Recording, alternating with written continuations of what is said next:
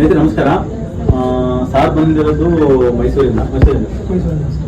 ಪರಿಚಯ. ನಮಸ್ತೆ, ನಾನು ಮೊಹಮ್ಮದ್ ಅಂತ ಮೈಸೂರಿಂದ ಬಂದಿರೋದು. ನನಗೆ 2 ತಿಂಗಳಿಂದ ಸಂಧಿವಾತದ ಆರಂಭ ಆಗಿತ್ತು. ನಾನು ಸಾವಿರ ಯೂಟ್ಯೂಬಲ್ಲಿ ನೋಡಿಕೊಂಡು ಲಕ್ಷಗಳು ಈಗ ಮುಂಚಿತವಾಗಿ ಬಂದುಬಿಟ್ರೆ ಒಳ್ಳೆಯದು. ಯಾಕಂದ್ರೆ ನಾನು ನೋಡ್ತಾ ಇದ್ದೆ, ಭಾಳ ಜನ ನೋವಿದ್ದೆ ನಡೀತಾ ಇದ್ರು, ಲಕ್ಷಾಂತರ ರೂಪಾಯಿ ಅವರು ಹಾಳು ಮಾಡ್ಕೊಂಡಿದ್ರು. ಅದನ್ನು ಮುಂಚಿತವಾಗಿ ಬಂದುಬಿಟ್ಟೆ.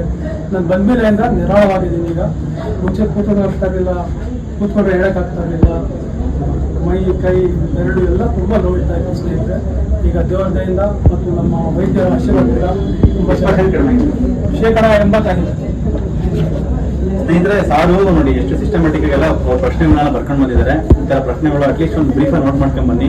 ಯಾಕಂದ್ರೆ ಹಾಸ್ಪಿಟ್ಲಿಂದ ಹೋಗುವಾಗ ಸ್ವಲ್ಪ ಕ್ಲಿಯರ್ ಆಗಿ ಹೋಗ್ಬೇಕು. ನೀವು ಏನ್ ನಾನು ಜೀವನ ಶೈಲಿ ಮಾಡ್ಕೋಬೇಕು, ಏನ್ ತರ ಫುಡ್ ತಿನ್ಬೇಕು, ಏನ್ ತರ ಫುಡ್ ತಿನ್ಬಾರ್ದು ಅಂತ. ಇದರಲ್ಲಿ ಬಂದಿರೋ ಒಂದು ಸಿಗ್ನಿಫಿಕೆಂಟ್ ಪ್ರಶ್ನೆ ಏನಂದ್ರೆ, ಮದುವೆ ಸಮಾರಂಭಕ್ಕೆ ಹೋದಾಗ, ಫಂಕ್ಷನ್ಗಳು ಹೋದಾಗ ಏನ್ ತಗೋಬೇಕು ಅಂತ.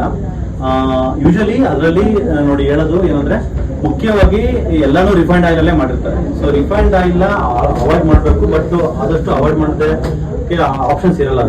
ಸೊ ಏನ್ ಹೇಳೋದು ಅಂತಂದ್ರೆ, ಅಲ್ಲಿ ಮೇನ್ಲಿ ಸಕ್ಕರೆ ಅವಾಯ್ಡ್ ಮಾಡಿ.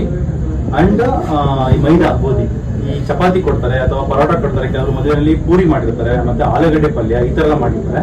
ದೋಸೆ ಮಾಡಿದ್ರೆ ದೋಸೆ ತಗೊಳ್ಳಿ, ಬಟ್ ದೋಸೆಯ ಜೊತೆಗೆ ಕೂಡ ಆಲೂಗಡ್ಡೆ ಪಲ್ಯ ತಗೊಳ್ಳಿ. ಆಮೇಲೆ ಪಲ್ಯಗಳು ತಿನ್ನಿ, ಪರಾಟ ಮತ್ತೆ ಚಪಾತಿಗಳನ್ನ ಅವಾಯ್ಡ್ ಮಾಡ್ಕೊಳ್ಳಿ.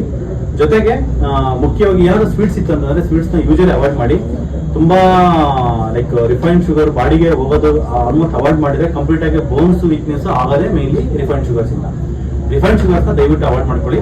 ಸೊ ಬೆಲ್ಲ ಏನಾದ್ರು ಕೊಟ್ಟಿದ್ದಾರೆ ಅಂದ್ರೆ, ನಿಮ್ಗೆ ಫ್ಯಾಟಿ ಲಿವರ್ ಇಲ್ಲ ಅಂತಂದ್ರೆ ಬೆಲ್ಲದ ಏನಾದ್ರು ಕೊಟ್ಟಿದ್ರೆ ಯೂಸ್ ಮಾಡ್ಕೋಬಹುದು ನೀವು.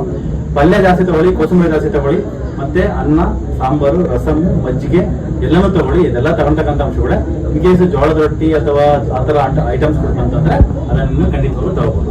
ಸೊ ಪ್ರಶ್ನೆ ಬಂದು, ಮದುವೆ ಸಮಾರಂಭಕ್ಕೆ ಹೋದಾಗ ಏನ್ ಊಟ ಮಾಡ್ಬೇಕು ಅಂತ ಐ ಥಿಂಕ್ ಬ್ರೀಫ್ ಆಗಿ ಹೇಳಿದ್ದೀನಿ. ಸ್ವಲ್ಪ ಕಷ್ಟ ಆಗುತ್ತೆ, ಬಟ್ ಮಾಡ್ಲೇಬೇಕು ದಯವಿಟ್ಟು. ಯಾಕಂದ್ರೆ ನಮ್ಗೆ ನಾವು ತಿಂದು ಪೈನಲ್ಲಿ ಅನುಭವಿಸೋದಕ್ಕಿಂತ ಆ ಒಂದು ಏನು ಮೂಮೆಂಟ್ ಅಲ್ಲಿ ಕೂಡ ಒಂದು 5 ನಿಮಿಷ ಪ್ಲೆಜರ್, ಅದೇನು ಬಾಡಿ ಒಳಗಡೆ ಹೋಗ್ಬಿಟ್ರೆ ನಮ್ಗೆ ಗೊತ್ತೇ ಆಗೋದಿಲ್ಲ. ಅದು ಸ್ವೀಟ್ ಆಗಲಿ ಏನೇ ಆಗಲಿ, ಆ 5 ನಿಮಿಷ ಜಸ್ಟ್ ಆ ಬಾಯಲ್ಲಿ ಇರೋವರೆಗೂ ಟೇಸ್ಟ್ ಅಷ್ಟೇ.